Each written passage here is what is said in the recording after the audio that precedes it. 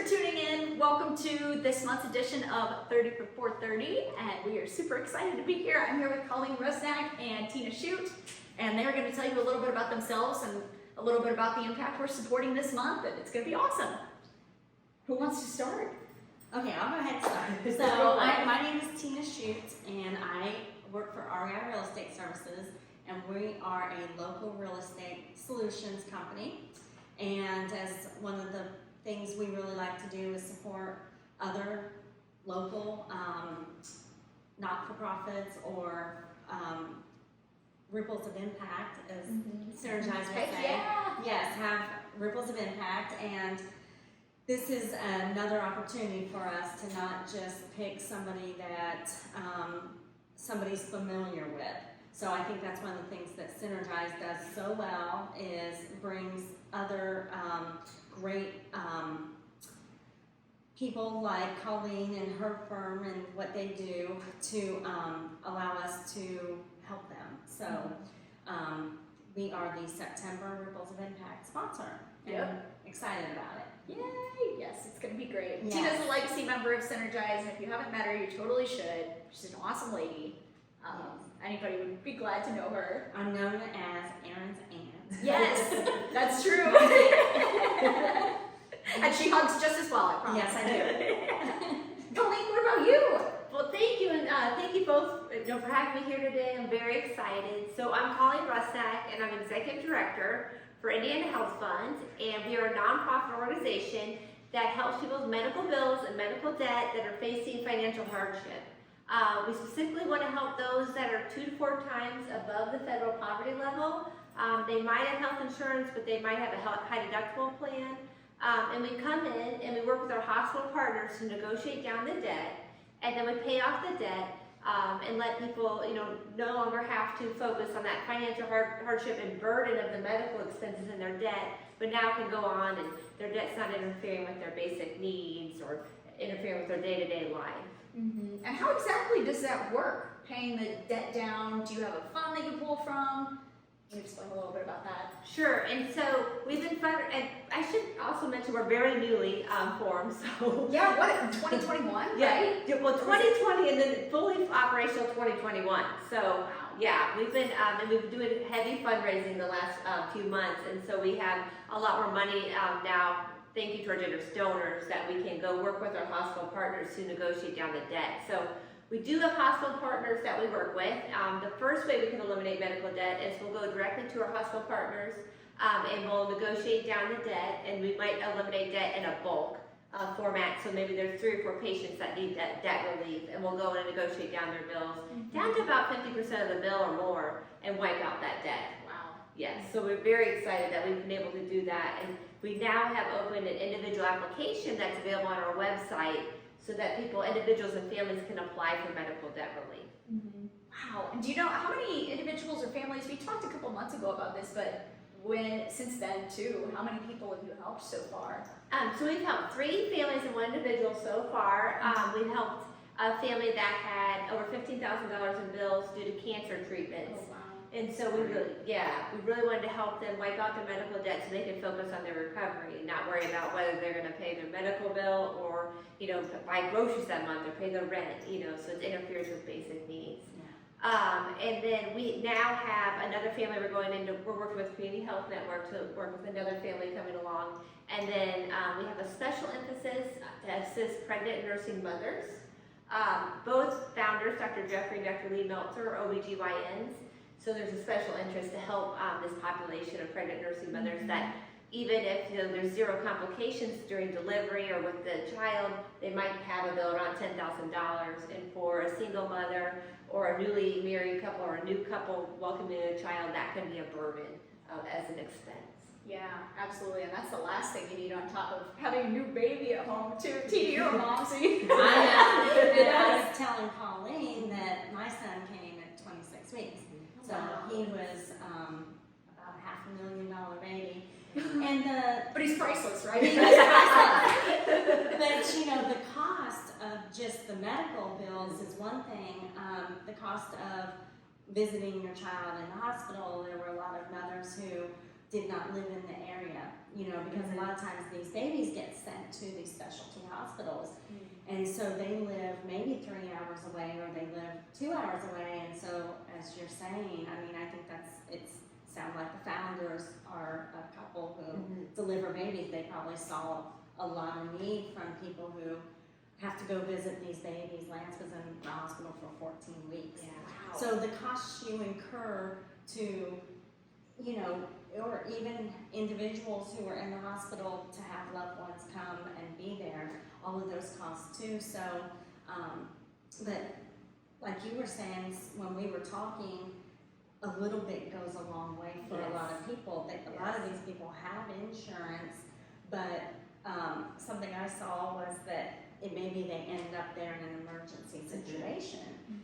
So if it's out of network, they may incur more than they would have had they gone in, totally planned on it. And so, you know, a lot of us save some and you're ready for a rainy day, but those instances, it's more than a rainy day. Right. Yeah. So I think that's really neat, and a little bit could take. It's a great thing. Yeah, and so on average, we could, if we have around $2,000 to $4,000, we can go out and wipe out a bill. And we had an individual, a father of two, that had right when COVID happened, was suffering from abdominal pain and kept going to the ER because his physician's office was closed, and then racked up emergency room debt, and then had to have his gallbladder removed. And, you know, so that just impacted, and then had lost his job due to the pandemic. And so when that happens, and it just keeps piling on, yeah, you're exactly right. The bills get higher and higher, and now you're in a situation where it's emergency, and now you have surgery bill, and so, yes, yeah, exactly. Yeah, and in addition to the money that the fund is doing, you said that they're also trying to provide like education and other outreach things to people. Absolutely. So on our website, we have a tips and tools section, and under the leadership of Dr. Lee Meltzer, we've created several video tutorials with healthcare experts in the field that are giving tips on how to prevent medical debt, what to do, how to talk to your employer about your insurance plan.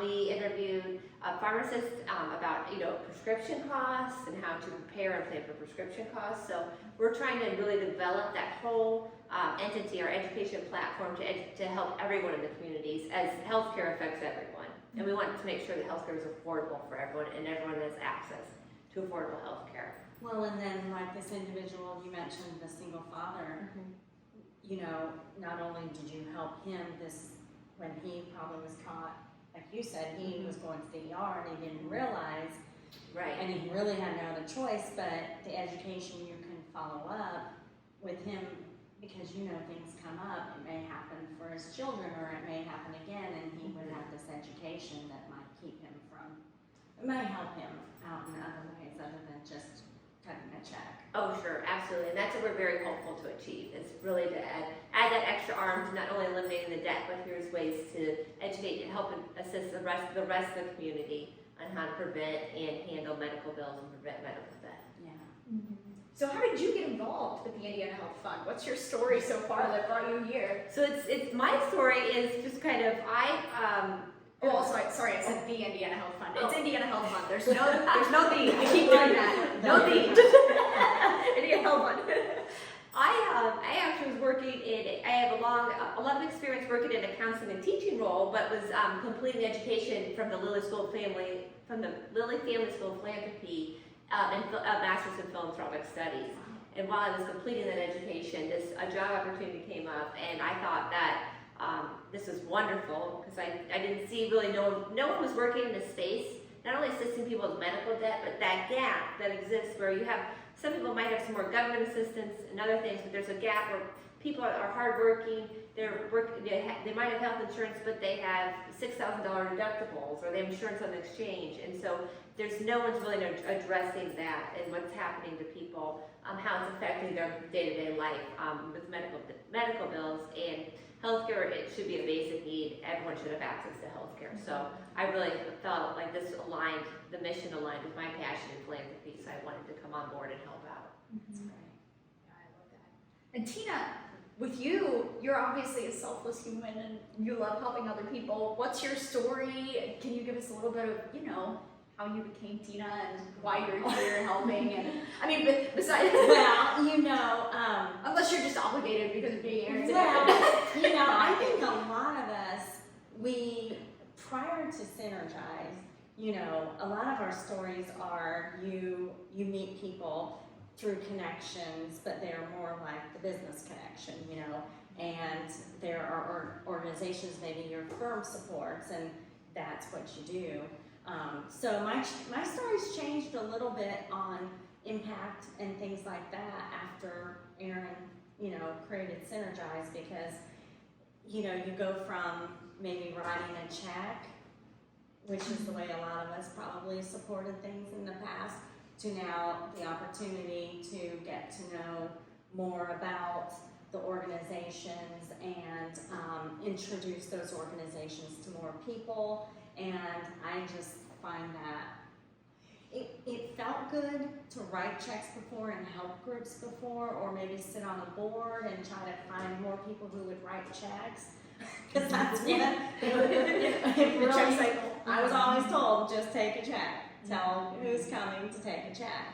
So, but what I think is really neat about this is I had not heard of Indiana Health Fund before, but after this, kind of finding out, wow, they're so new, that this will be more of an opportunity to, you know, I don't know, have more impact, I think, you know, so, and I'm so grateful for the opportunity to be in a sponsorship position for a company like Collins. Oh, and we're very thankful for your assistance. This is wonderful. Yeah, and so we appreciate everyone learning more about us and spreading the word about how we can help in our education platform. So Indiana Health Fund is very thankful to be a part of Synergize's Meetup at the end of September. Yeah, we can't wait. We're so excited for it too. What are you looking forward to most, both of you, for the meetup?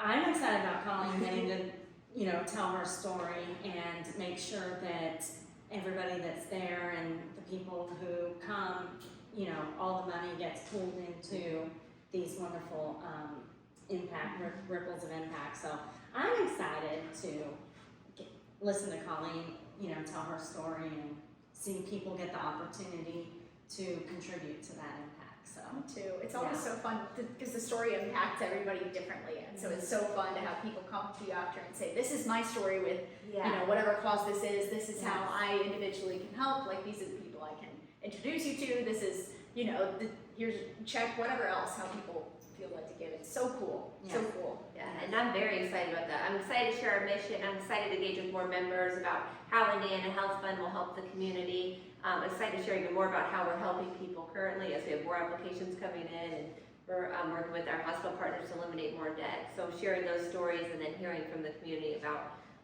some of their experiences and why they came to the meetup night and what they're looking forward moving forward from Indiana Health Fund, what they're looking forward for us as the future. So. Well, and to know that there is a solution out there, because I think, you always worry about that rainy day, what could come up. So I think to know that there is an organization out there that is wanting to help people when they're in a time of need, and I don't know, like to hear good stories, so. Exactly. Yeah, you feel good. Yeah.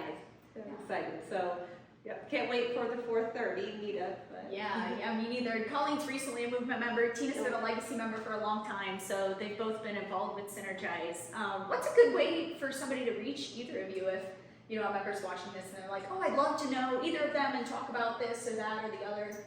Sure, I can just be reached, my information is on our website, but I can be reached through email. It's crusnack@indianahealthfund.org. Our website is indianahealthfund.org. So either of those ways, feel free to reach out to me. Yeah, and I should be on this, I am on the Synergize website. So I can be reached either text or email is the best way to reach me. Cool. Well, thanks for tuning in. This has been so fun. Is there anything either of you want to share? Anything more before we sign off? Indiana Health Fund is so thankful for this opportunity to be a part of the 4:30 meetup, to meet and engage with the members of Synergize. So thank you so much. Okay. Thank Sweet. you. Look See forward y'all to seeing